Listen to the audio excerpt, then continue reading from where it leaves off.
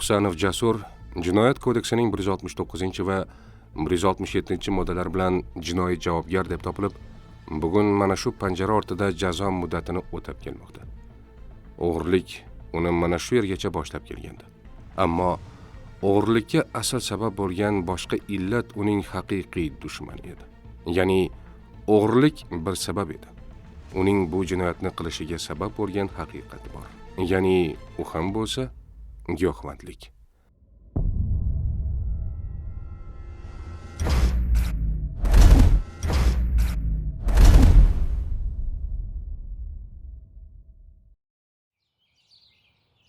Mayli oyijon, o'zingiz ehtiyot Yaxshi borib kel. Siqilmang, hammasi yaxshi bo'ladi. Xo'p. Yaxshi o'tiringlar. Menga qara. Toshkentga borib nima qilasan? Shu yerda ishlasang bo'lmaydimi? Dada, na muncha injiqsiz. Aytayapman-ku, bitta o'rtog'im ish topibdi. Novvoyxonadan. Yaxshi ish bor ekan.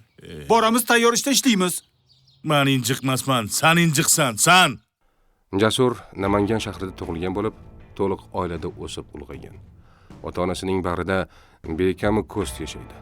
Keyinchalik ota-ona o'z oldidagi burchini bajarib, o'g'lini uylantirib qo'yishadi.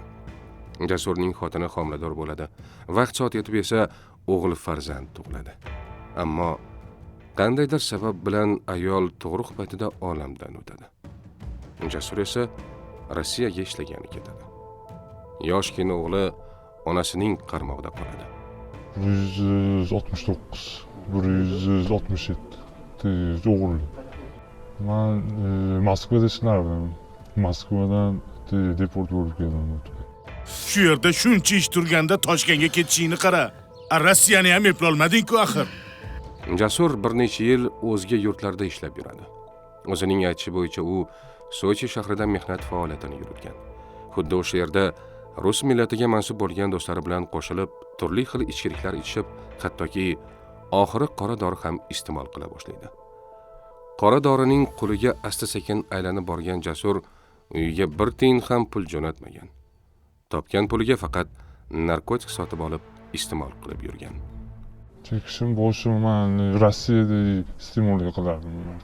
Rossiyada Sochida yurganimda shu yerda rus bolalar bilan birgalashib chekardim. Keyin O'zbekistonga keldim. Deport bo'lib 2022-yilda. Dokumentim pasportim bo'lib qoldi. Dokument qo'limga tegmadi shunda. Shunda nelegal bo'lib qolib, deport bo'ldim. Senga gapirgandan ko'ra gapirmagan yaxshi. Bo'pti, qo'ying dadasi. Mayli, borib kela qolsin. Duo qiling undan ko'ra. Duo. Qanaqa duo? Dadasi. Mayli, bo'pti o'g'lim. Sog' salomat borib kel. Xo'p. Amin. Yo'llaring bexatar bo'lsin. Bo'pti, oyi, men ketdim. Yaxshi o'tiringlar. Bo'pti. Bu unga qarab tur o'g'lim. Xo'p. Deport bo'lib kelganimdan keyin Toshkentda non yopdim. Novvochilik qildim. O'qisam keyin Toshkentda ham bu narsa o'zi rivojlanib ketgan ekan bu narsa. Через zakaz orqali sotib olish. Shunday qilib keyin bu yerda ham chekib iste'mol qilib yurdim.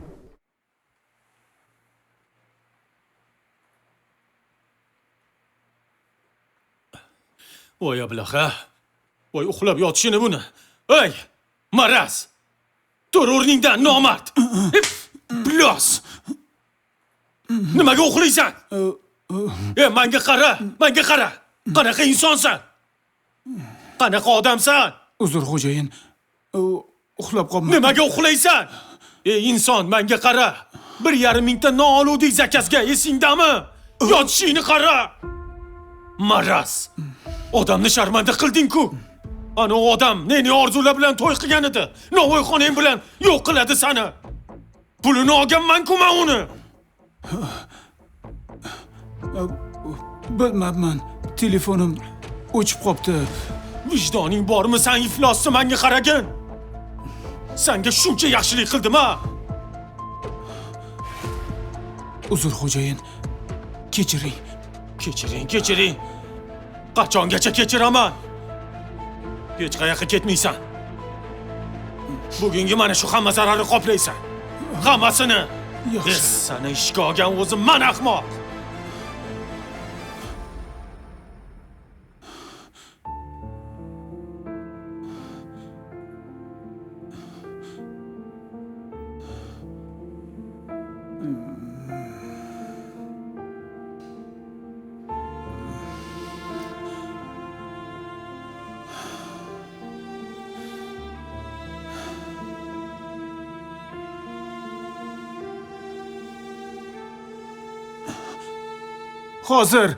Hozir xo'jayin, hozir. Deport bo'lib keyin Toshkentda novochilik qilardim, noyob qilardim. Keyin bolalar bilan birga qo'shilishib ma'muriy lokatsiyadan dori sotib olardim. Sho'l degan edi. Keyin shunday qilib u narsaga o'tirib qoldim. Chiqib ketish imkoni bo'lmadi bu narsa.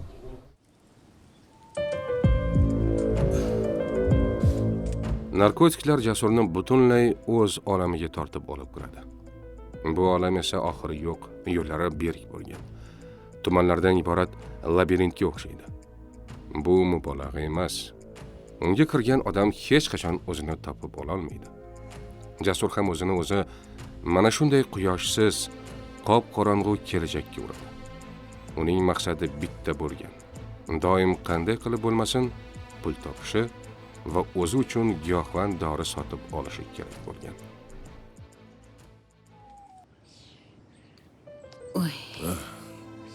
Voy. Bismillahirrohmanirrohim. Yotibsizmi dadasi? Keldingmi? Tuzukmisiz? Rahmat.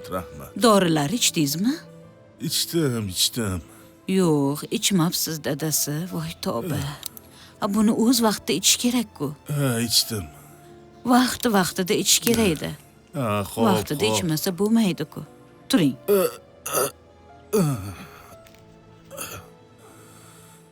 Mana. Oling. Ichib oling. Voy, Dori ichaverib ado bo'ldim-da. endi nima qilamiz? Dori bizni sog'aytiradi-da endi.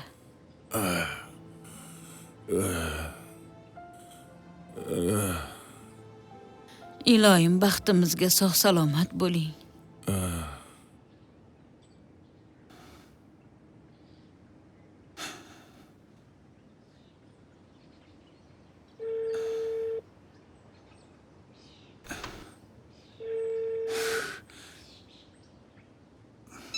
Kim qilyapti ekan shu paytda?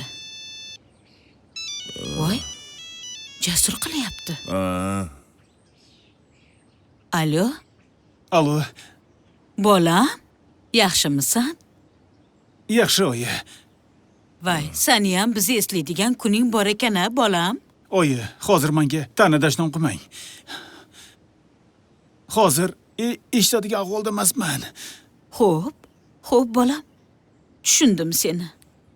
Sog'liging yaxshimi? Nega ovozing g'alati, bolam? Senga nima qildi? Dadammi buvi? Men ham gaplashaman. Mana o'g'ling ham sen bilan gaplashaman deyapti.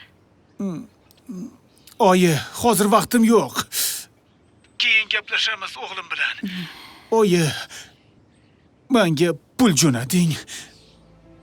Nafaqasi oldingizmi? Plastik kartamga tashlang, juda ham zarur. Voy bolam, hali biz nafaqalarimizni olganimiz yo'q. Dadangni dorilarga ishlatyapmiz. Dadang kasal. Dori olishimiz kerak. Undan ko'ra sen bizga yuborgin puling bo'lsa. Senga pul jo'nata olmaymiz, bolam. Bir tiyin sen bizga bermasang, biz sendan olmasak. Nahotki o'zingni o'zing eplolmasang, bolam? Unda uyga qayt. Shu yerda ko'z oldimizda ishlab yurasan. Oyi, yordamingiz tegmasa nima qilasiz aql o'rgatib?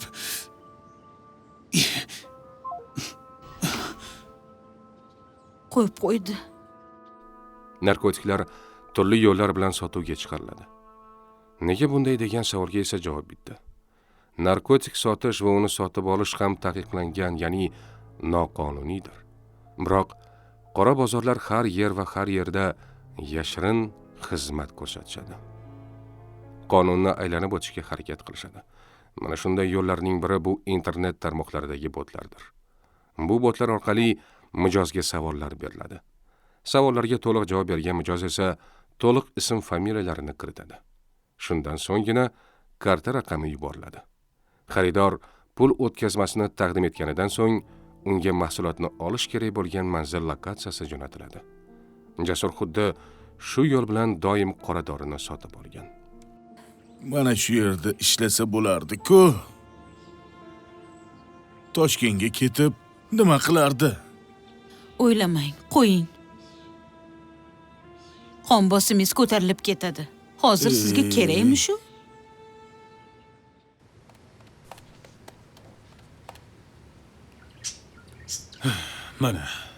Mana shu chiqdi. To'g'ri. Mana buningiz sizning novoyxonangizniki aka. Mana bu choyxonaniki bo'ladi aka. Men ming bor uzr so'rayman sizlardan. Bu oy shunaqa bo'lib qoldi. Ozgina kechikdi. Endi keyingi oy bunaqa bo'lmaydi. Ha endi Shavkatboy vaqtida kelishganmiz.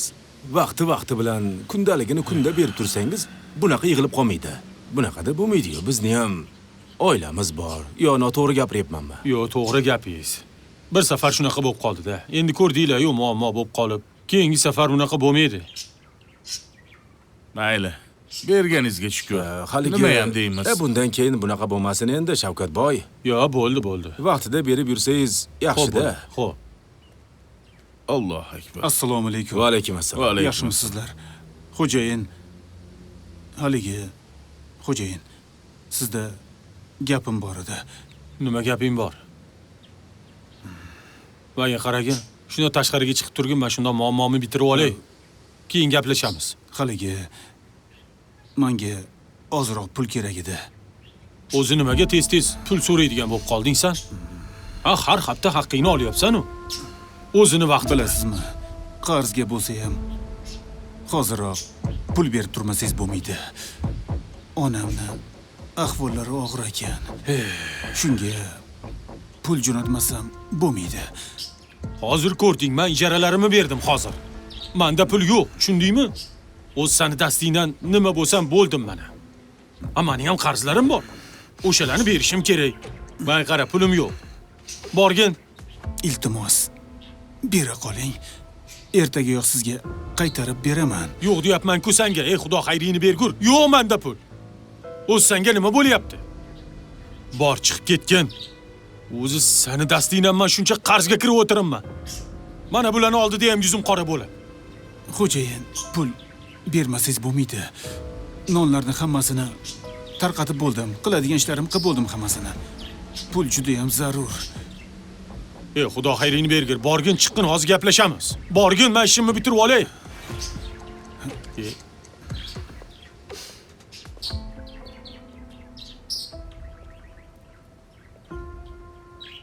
Nimaga bu pul so'rayveradi? Nima bo'lyapti o'zi? Bilmayman, men nimaga pul so'raveradi. 15 kun bo'lmay pul so'raydi. Kecha pul bergandim qo'liga. O'zi shuni hisobidan mana shunaqa qarzga kirib o'tirimman. Mana o'tgan kuni 1,5 mingta non yopadigan kuni uxlab o'tiribdi. Bilmayman. Boshqa navoy olmaysizmi? Boshqa navoy oling. Endi mendan qarzi bor-da, bo'lmasa ketkizib yuborgan bo'lardi. Mana men degan zo'r navoylar bor. Toshkentda non yopardim. Yopgan pulimga dori olardim. Keyin ozgina puldan uzilish bo'lib qoldi orada. Keyin ko'zimga hech narsaga ko'rinmadi. Oyi, dada, uyni sotamiz. Shaharga borib yaxshi joydan uy olamiz. Shu yoqda qolgan pulni biznesga tiqamiz. Hammasi yaxshi bo'ladi. Dada, qachongacha bunaqa novvoy bo'lib, qiynalib ishlab yuraman. Bir yaxshi joyda ishlagim keladi meni ham. Biznes qilaman. Nima deding? Uyni sotamiz? Uyni sotib shaharga ketamiz. Uyni sotasanmi? Ha? Meni sotadigan uyim yo'q. Kim sizga ruxsat berar ekan uyni sotishga? Nima haqqing bor bu uyda? Dada, Sen Toshkentda ishlab bir sim pul yubordingmi? 2 yillik musofirligidan keyin kutilmaganda deport bo'lgan Jasur majbur yana O'zbekistonga qaytishga majbur bo'ladi. U doriga ko'p o'tirib qolgani uchun u qabul qiladigan dori miqdori anchagina ko'p bo'lgan. Bu esa qimmat bo'lgan albatta. Jasur ishlab topgan puli esa uning bu muhtojligini qoplolmagan.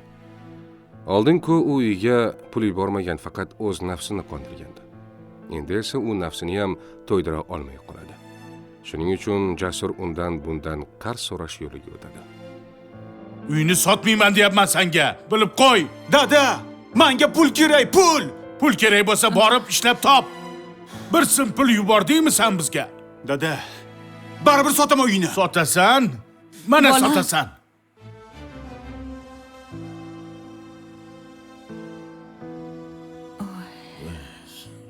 Mana, oqibat shunaqa bo'ladi. Bu bolang bir narsa qilyapti deb aytuvdim senga.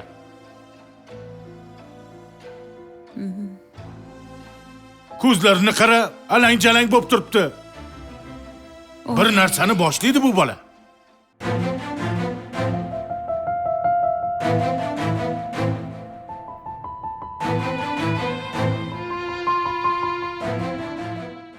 Axir dadasi beraman dedingiz-ku. Bering. Xo'p, beraman dedim-ku senga. Biroz shoshmay tursang bo'ladi-ku. O'tgan safar ham shunaqa qilgandingiz.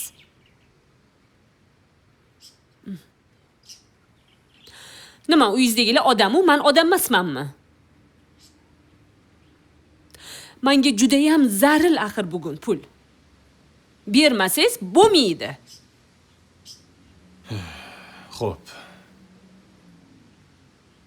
Endi o'tgan safar ko'rding-ku vaziyatni. Endi baribir nima bo'lsa ham siz bilan ishlayapman. Meni ham haqqim bor-ku. Hadeb meni xo'rlaverasizmi? Uyingizdagi ayolingiz odam. Men odam emasmanmi? Mana axir sizga yalinib turmushga chiqqanim yo'q-ku. Bering pul. O'zi juda odamni qo'ymas ekansan-da. Xo'p.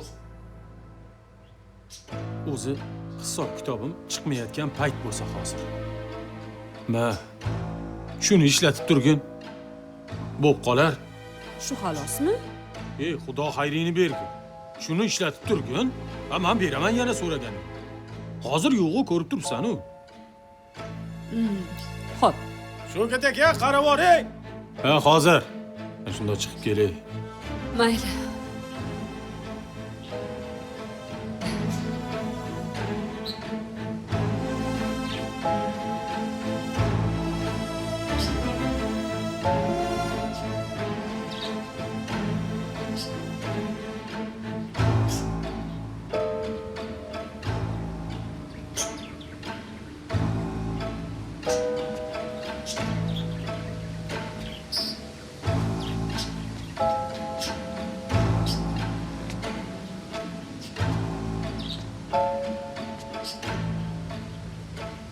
Assalomu alaykum Noila opa. Voy, yaxshimisan? Odamni cho'chitib yuborasan-a?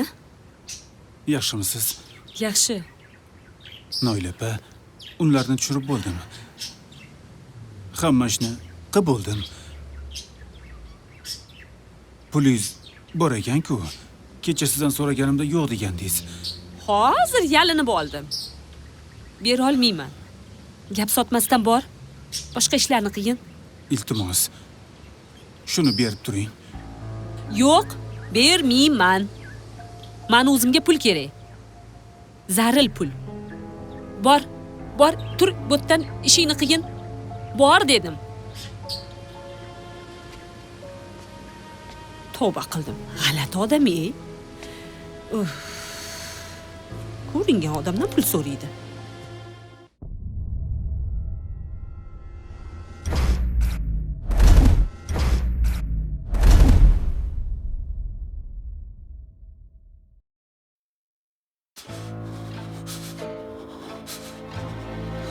Puli bo'la turib bermadi-ya. Shoshmay turlaring hali. Ko'rsatib qo'yaman senlarga. Nimaga qo'lida puli bo'la turib, nimaga bermaydi? Nimaga men qiynalishim kerak? Jasur bir navoiyxonada navoiychilik qiladi, ammo bu ishni ham uncha eplolmaydi. Shu yerda ham qarz so'rashni boshlaydi. Biroq uning narkomanligi ko'pchilikka ayon bo'la boshlagani uchunmi, unga hech kim qarz bermaydi. Bir kuni esa u o'zi bilan birga ishlaydigan bir ayolning $400 pulini o'g'irlaydi. U pullarni o'g'irlab tezda ko'zdan g'oyib bo'lishga urinadi. Biroq jinoyatning hidi yomon. Uning yoqimsiz hidi dunyoning narigi chetidan ham sezilib qoladi baribir. Pul o'g'irlanganligi haqidagi ariza ichki ishlar bo'limiga borib tushishi bilan chuqur tekshiruv va qidiruvlar boshlanib ketadi.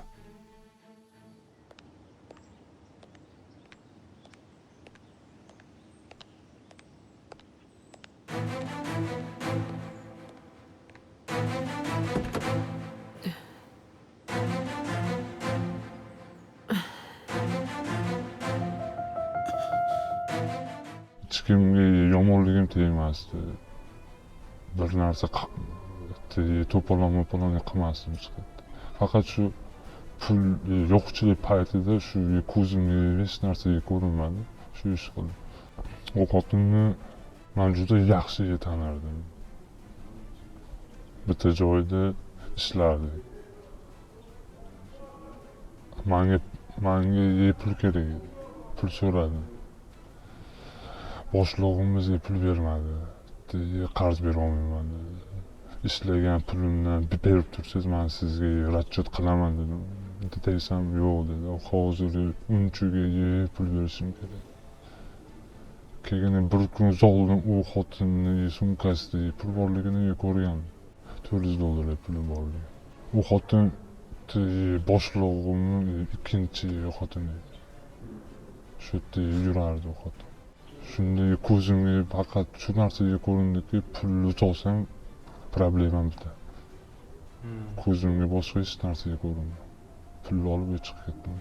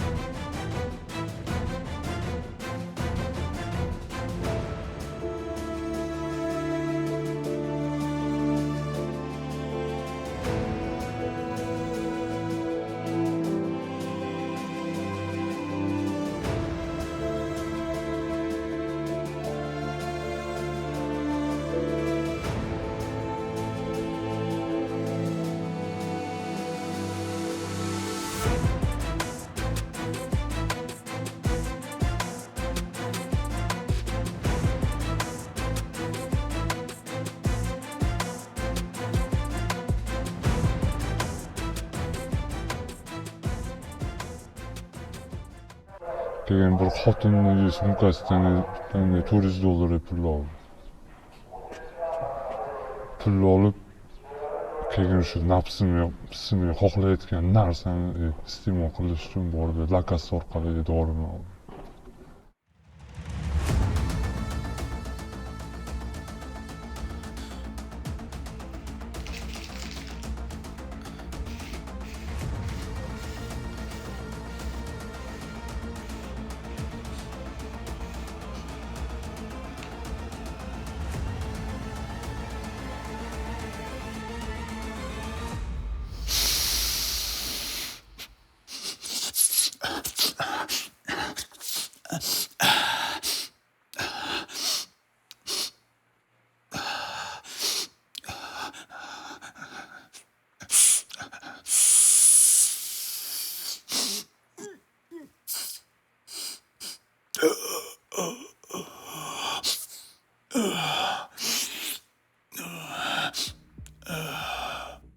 yerda ham shu Telegramda bot bor. Shu botga yozasiz, Teslaga chiqib keladi. Undan tovarni tanlaysiz.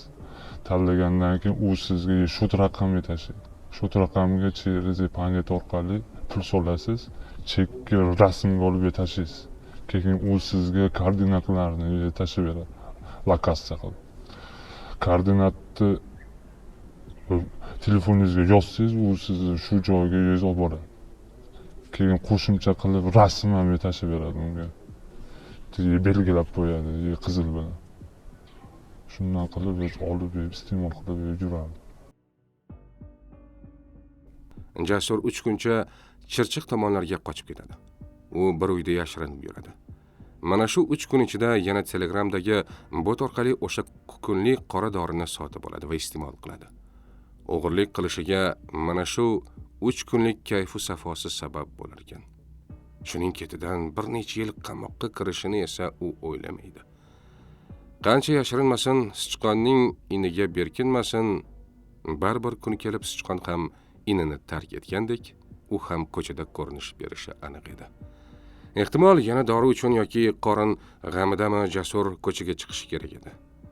O'g'irlagan pullarni yeb bitirgan Jasur nihoyat qorin g'amida ko'chaga otlanadi. Sen nimaga bunaqa qilyapsan?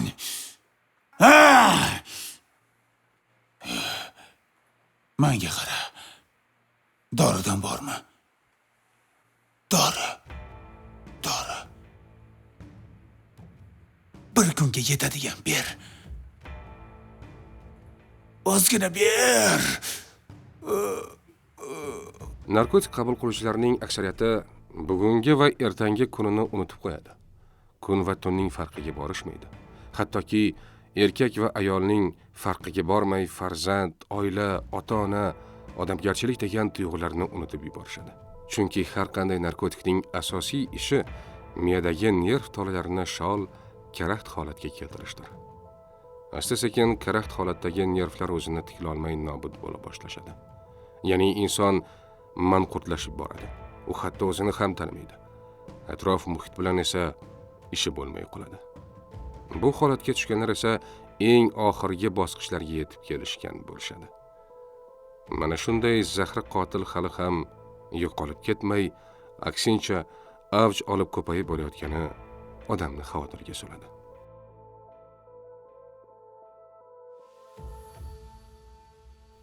Xullas, Jasur Chirchiqning o'zidayoq bir marta ko'chada ko'rinish berganidayoq qo'lga olinadi. Uning qilgan jinoyati sudga havola etilarkan, Jasur barini tan oladi. Hattoki qamalganiga shukr qiladi. Bugun ham u shu yerda qamalganiga shukr qilayotganini, xayriyat hamki o'shanda qamalib ketganini aytib shukronalik keltiradi. Chunki u faqat shu yerda bu balodan xalos bo'lgan edi. Qariyb 1 yil qamoqda o'tirgan Jasur bir so'z bilan aytganda bu yerda shifo topayotganini, bir marta ham o'sha dorini qumsamayotganini aytadi. Bu qamoqxona uni ham axloqan, ham jismonan tuzatayotganini aytadi u. Chirchiqqa chiqib ketib, shu yerda bitirdim ishni. 3 kun chiqaqqa chiqmadim. Bitta kvartiraga kirib, shu tugagungacha chekib yurdim.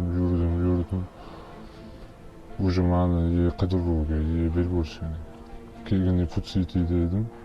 Putsitidan urgun xodimlari kelib, tutib olib ketishdi.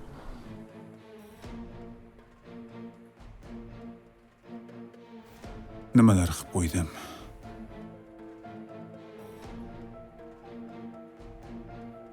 Hayotim qayergacha olib keldi? Yetib kelgan joyim mana shu qamoqxona bo'ldimi? Shu o'g'lim bor, 1 yosh, 7 yosh o'g'lim bor. Shuni ko'rgani borib kelib turardim. Xotinim yo'q. Tug'ayotganda o'lib qoldi. Axir o'g'lim bor-ku mana.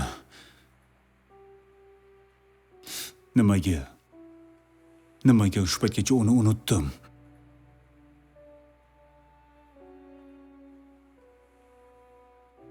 Nima uchun mana shu zaharga o'zimni qul qildim? Mana shu la'nati dorisiz ham yashasa bo'lar ekan-ku. Yashayapman-ku.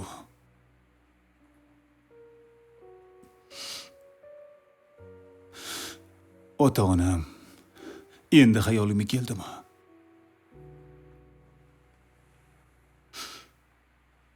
O'g'limning onasi o'lib, mehrga uzor bo'lganda oldida bo'la olmadim.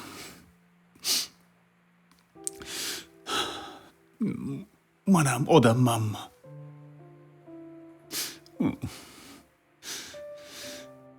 Hamma ayb o'zimda. O'zimda ayb. Ming la'nat o'sha narkotiklarga, ming la'nat!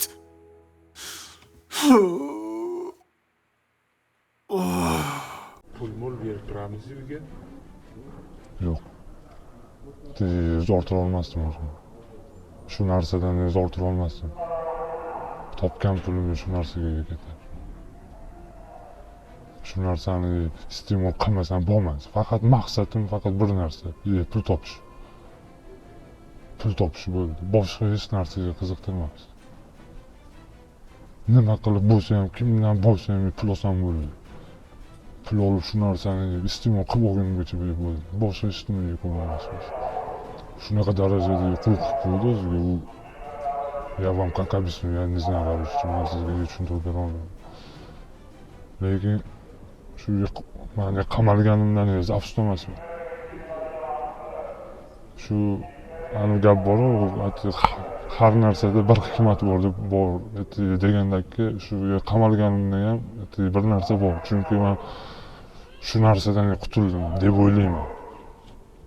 Hozir Xudo xolisi 8-oy ketyapti. Hali iste'mol qilib, o'ylash, lomka-pomka yo'q unaqa narsa.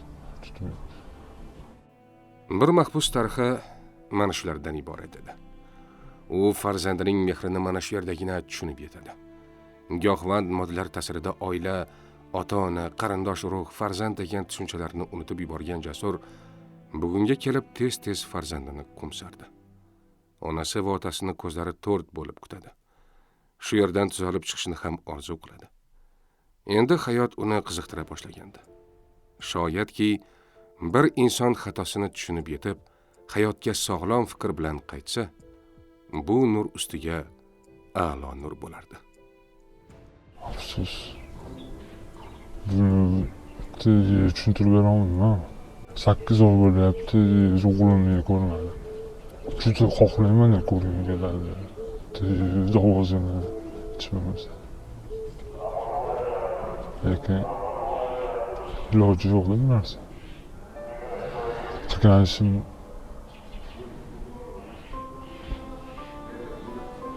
juda og'ir bo'lsa ham baribir.